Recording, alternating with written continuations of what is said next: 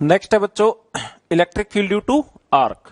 तो electric field due to arc मतलब कि रिंग का कोई एक पार्ट को बच्चों क्या बोलते हैं, हम आर्क बोलते हैं। ठीक है, तो एकदम पहले जनरल बात करते हैं बच्चों कि एक ये रिंग का पार्ट है जो कि आर रेडियस की रिंग थी, उसमें से इतना पार्ट हटा लिया। कितना बच्चों, जो मैं यहाँ पे चार्ज का बता रहा हूं कि ये जो चार्ज बनाया है उतना पार्ट हटा लिया। ठीक है, उसका बच्चों उसके रिंग के सेंटर पे इलेक्ट्रिक फील्ड पूछा जाता है। क्या पूछा जाता है? सेंटर के ऊपर इलेक्ट्रिक फील्ड का वैल्यू और उसका डायरेक्शन। तो डायरेक्शन तो बच्चों सिंपल सा बात करेंगे और इलेक्ट्रिक फील्ड के रिजल्ट की बात करेंगे। बच्चों डायरेक्शन बनाने के लिए एक काम करो कि मान लो ये पूरा रिंग का जो आर्क है वो सेंटर के ऊपर मान लो बच्चों अल्फा एंगल बना रहा है। ये पूरा एंगल बच्चों सेंटर के ऊपर कितना बन रहा है? अल्फा बन रहा है। अब एक काम किया मैंने, एकदम मिड पॉइंट से अवे डायरेक्शन बच्चों किधर बनाया है? रिंग के एकदम बाइसेक्टर, इसको दो भागों में बांटने वाली जो डायरेक्शन बन रही है उससे अवे बनाया है। अवे क्यों बनाया है? पॉजिटिव चार्ज लिखा है इसलिए। अवे क्यों बनाया बच्चों? पॉजिटिव चार्ज लिखा है इसलिए। चार्ज ऑफ यूनिट लेंथ बच्चों दिया हुआ है lambda coulomb per metre. Charge of unit length कितना दिया हुआ है? Lambda coulomb per metre.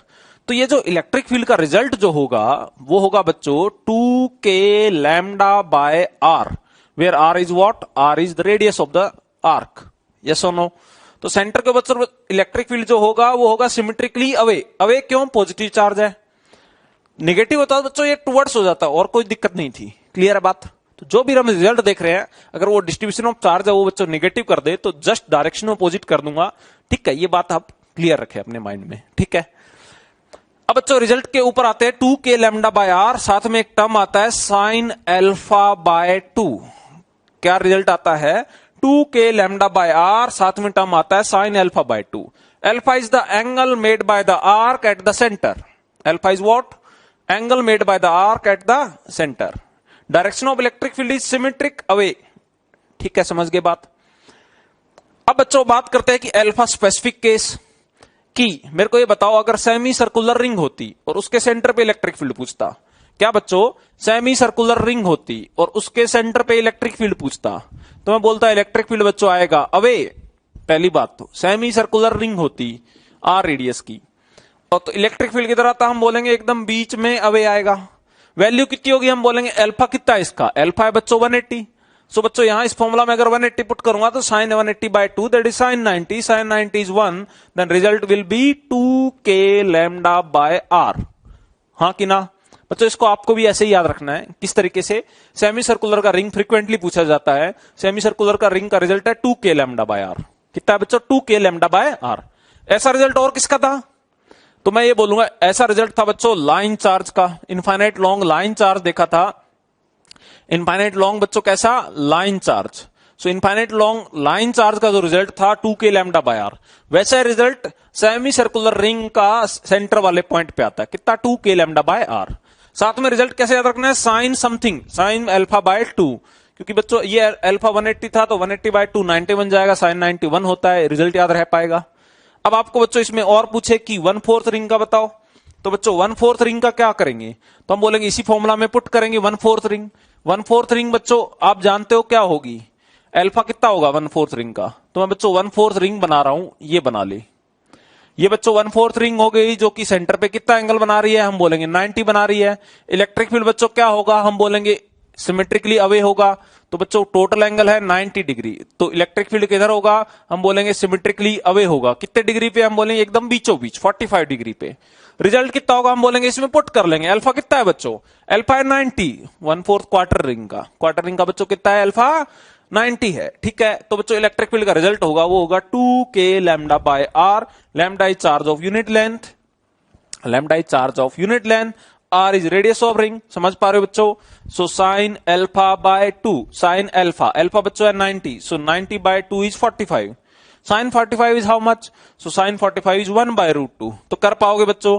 तो रिजल्ट याद रखना है सिंपली ये 2k lambda by R sine alpha by 2। Direction बच्चों कैसे ध्यान रखेंगे? हम बोलेंगे सिमेट्रिक रहेगा, एकदम बीचों बीच रहेगा। क्लियर है बात? तो ये था बच्चों सर्कुलर आर्क की वजह से सेंटर के ऊपर इलेक्ट्रिक फील्ड।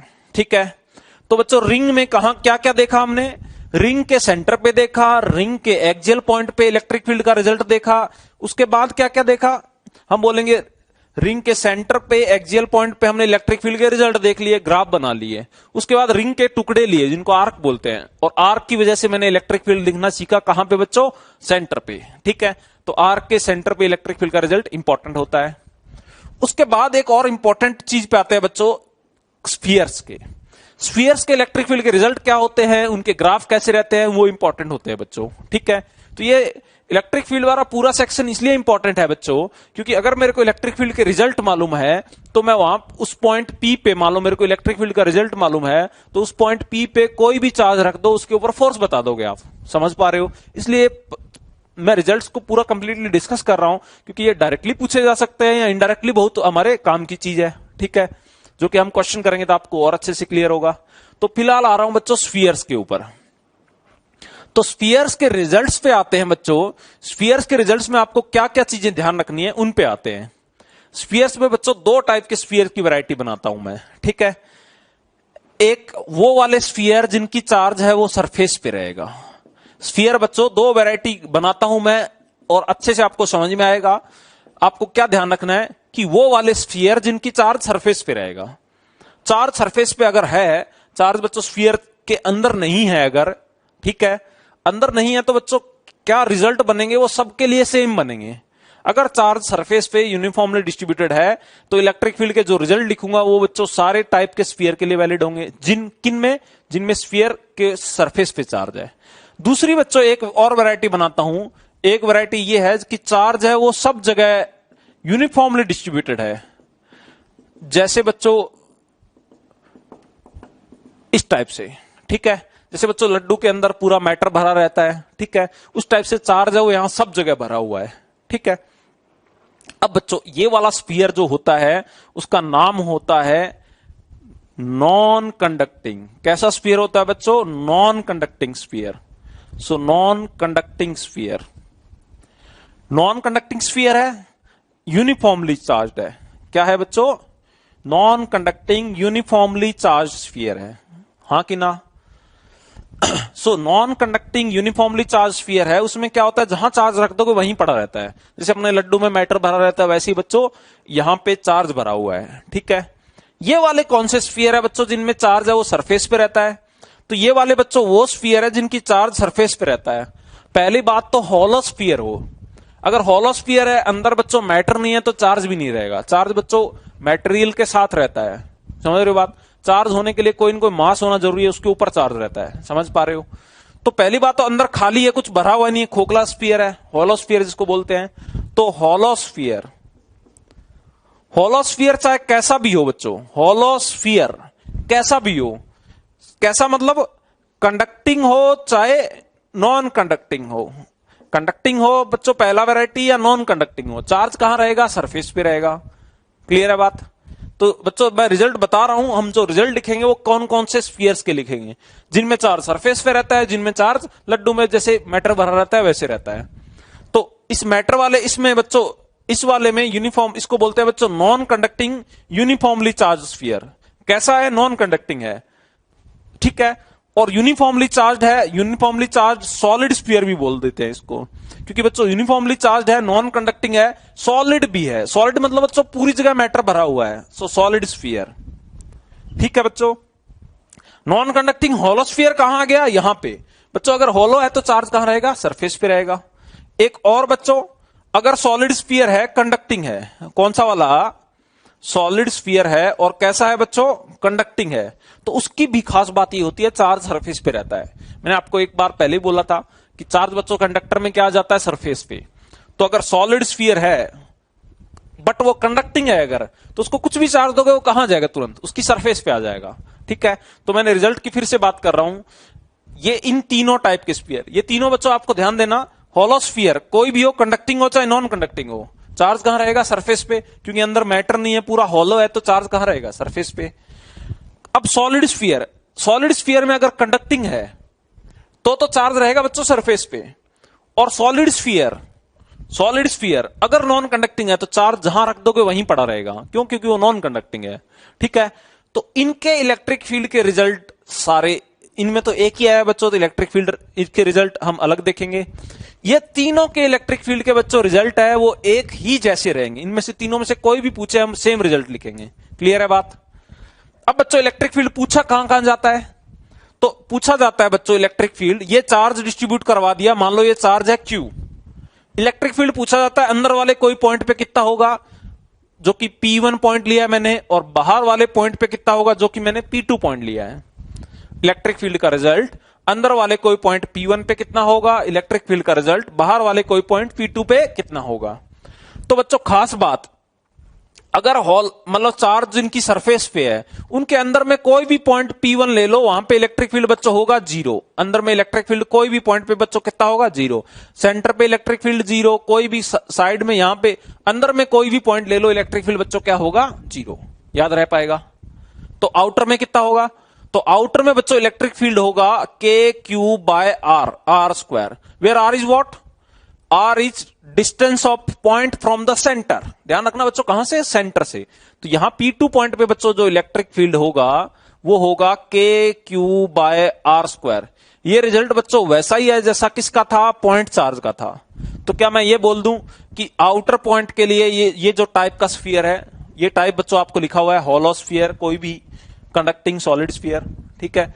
तो आउटर पॉइंट के लिए वो इलेक्ट्रिक फील्ड वैसा ही प्रोड्यूस करते हैं जैसे पूरे स्फीयर को पॉइंट चार्ज बना के उसके सेंटर पे रख दिया गया हो। क्योंकि बच्चों ये रिजल्ट KQ/R स्क्वायर किसका आया था, इलेक्ट्रिक फील्ड का, पॉइंट चार्ज का आया था।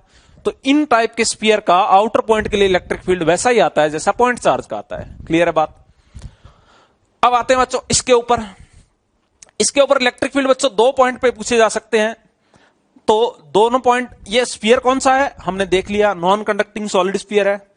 2 पॉइंट कौन से, हम बोलेंगे एक सपोज अंदर वाला पॉइंट है जिसकी डिस्टेंस R1 बोल दो या R1 है, ठीक है। आउटर पॉइंट है तो ये लिया मैंने P1 बच्चों, एक पॉइंट लिया आउटसाइड जिसकी डिस्टेंस है R2। डिस्टेंस बच्चों कहां से लेनी है, ऑलवेज सेंटर से लेनी है। तो P1 पॉइंट पे इलेक्ट्रिक फील्ड, देखो बच्चों P2 पॉइंट पे इलेक्ट्रिक फील्ड होगा वो तो होगा सेम ही, कितना KQ/R2 का स्क्वायर। आउटर पॉइंट पे बच्चों इलेक्ट्रिक फील्ड ये भी वैसा ही बिहेव करेगा जैसा ये वाला था। तो कैसा, जैसा पॉइंट चार्ज का रिजल्ट होता है, ठीक है। आउटर पॉइंट पे बच्चों रिजल्ट क्या रहेगा, KQ डिस्टेंस का स्क्वायर, तो KQ/R स्क्वायर। आउटर पॉइंट में कोई चेंज नहीं है। इस केस में बच्चों अंदर वाले पॉइंट पे इलेक्ट्रिक फील्ड क्या था, 0 इन वैरायटी ऑफ क्वेश्चन स्फीयर्स में। इसमें अंदर वाले पॉइंट पे बच्चों इलेक्ट्रिक फील्ड 0 ना होके P1 पॉइंट पे इलेक्ट्रिक फील्ड जो होता है वो होता है बच्चों KQ/R3, where R is what, capital R is radius of sphere. Capital R क्या है बच्चों, radius of sphere. So KQ/R3 multiply by R करना है। अंदर वाले पॉइंट पे इलेक्ट्रिक फील्ड क्या लिखोगे, KQ/R3 मल्टीप्लाई बाय R1 या R बोल दो, अंदर वाले पॉइंट की डिस्टेंस। समझ पा रहे हो? इनमें 0 था अंदर वाले पॉइंट पे, इनमें बच्चों रिजल्ट क्या है, KQ/R3 इंटू स्मॉल r1। इसको बच्चों एक और तरीके से लिखते हैं, इसको बच्चों चार्ज है वो वॉल्यूमेट्रिक डिस्ट्रीब्यूशन है। चार्ज क्या है, वॉल्यूमेट्रिक डिस्ट्रीब्यूशन। तो इसका बच्चों एक और रिजल्ट होता है ρ/3ε0 इंटू R। चार्ज इसमें क्या डिस्ट्रीब्यूटेड है बच्चों, per unit volume, volumetric distribution है। इसलिए वॉल्यूमेट्रिक डिस्ट्रीब्यूशन के लिए पर यूनिट वॉल्यूम में चार्ज है उसको रो बोल रहा हूं। पर यूनिट वॉल्यूम में चार्ज है बच्चों उसको रो बोल रहा हूं। रो की यूनिट क्या होगी बच्चों, coulomb per metre cube, coulomb per metre cube. तो ये दोनों रिजल्ट याद रखने बच्चों, दोनों फ्रीक्वेंटली आपको यूज हो सकते हैं। कौन सा, अंदर वाले पॉइंट पे रिजल्ट रहेगा KQ/R3 इंटू स्मॉल r1 या फिर ρ/3ε0 into small r। Small r is what, distance from the centre, ठीक है। तो ये थे बच्चों इलेक्ट्रिक फील्ड के रिजल्ट। अब बच्चों ग्राफ की बात करते हैं, इलेक्ट्रिक फील्ड का ग्राफ कैसे बनेगा। देखो इनकी बात करें अगर इसके लिए, तो बच्चों ग्राफ की बात कर रहा हूं इसके लिए, अंदर वाले पॉइंट पे इलेक्ट्रिक फील्ड क्या रहेगा, 0। तो जब तक सरफेस तक नहीं पहुंच जाते R रेडियस तक, तब तक अंदर में सारे पॉइंट पे इलेक्ट्रिक फील्ड क्या रहेगा, 0। सरफेस वाले जस्ट यहां पे बात करूं मैं, जस्ट सरफेस के जस्ट आउटसाइड, तो सरफेस के जस्ट आउटसाइड बच्चों इलेक्ट्रिक फील्ड होगा KQ/R स्क्वायर। और वो आउटर पॉइंट पे कैसे वेरी कर रहा है बच्चों, so electric field is inversely proportional to R square, हां कि ना। तो अंदर में बच्चों इलेक्ट्रिक फील्ड क्या है, अंदर में इलेक्ट्रिक फील्ड है 0, आउटर पॉइंट पे electric field inversely proportional to R square है। समझ पा रहे हो? ये था बच्चों किसके लिए, जहां पे चार्ज कहां रहता है, सरफेस पे रहता है। इसमें क्या होगा, हम बोलेंगे आउटर पॉइंट का तो बच्चों रिजल्ट है वो वैसा का वैसा है जैसा इसके लिए है। अंदर वाले पॉइंट का बच्चों ग्राफ इसी में मैं चेंज कर रहा हूं, यहां पे तो 0 था इसके लिए अंदर में लीनियरली वेरी कर रहा है। मैं बोलूंगा सेंटर पे 0 है, फिर जैसे जैसे अवे जा रहे हो ये के क्यू आर है वो बढ़ते जा रहा है। तो अंदर में इलेक्ट्रिक फील्ड बच्चों चेंज हो गया, कितना हो गया, linearly. Electric field is proportional to R, electric field is proportional to R. As you are going outside electric field is increasing, yes और नो। तो P2 पॉइंट पे इलेक्ट्रिक फील्ड था वो वैसा ही था जैसा इसमें था। P1 पॉइंट पे इलेक्ट्रिक फील्ड है, उसका रिजल्ट है K Q by capital R cube into small R, it is increasing linearly. तो बच्चों ग्राफ याद रहेगा, ये वाला ग्राफ किसके लिए है, जिस सॉलिड स्फीयर के लिए, ठीक है, नॉन कंडक्टिंग सॉलिड स्फीयर। ये वाला ग्राफ अंदर में देखो चेंज हुआ है, अंदर में 0 इलेक्ट्रिक फील्ड है और आउटर में ऐसे है। ये किसके लिए बच्चों, जिसमें चार्ज सरफेस पे रहता है। चार्ज सरफेस में किसमें रहता है, हम बोलेंगे सारे होलोस्फीयर्स में रहता है, और अगर सॉलिड कंडक्टिंग है तो भी सरफेस पे चार्ज रहेगा। क्लियर है बात। तो बच्चों ये रिजल्ट थे, हम क्वेश्चंस करेंगे तो ये हमें फ्रिक्वेंटली काम में आएंगे। बच्चों ग्राफ भी इंपॉर्टेंट है, रिजल्ट्स भी हमारे लिए बहुत इंपॉर्टेंट है।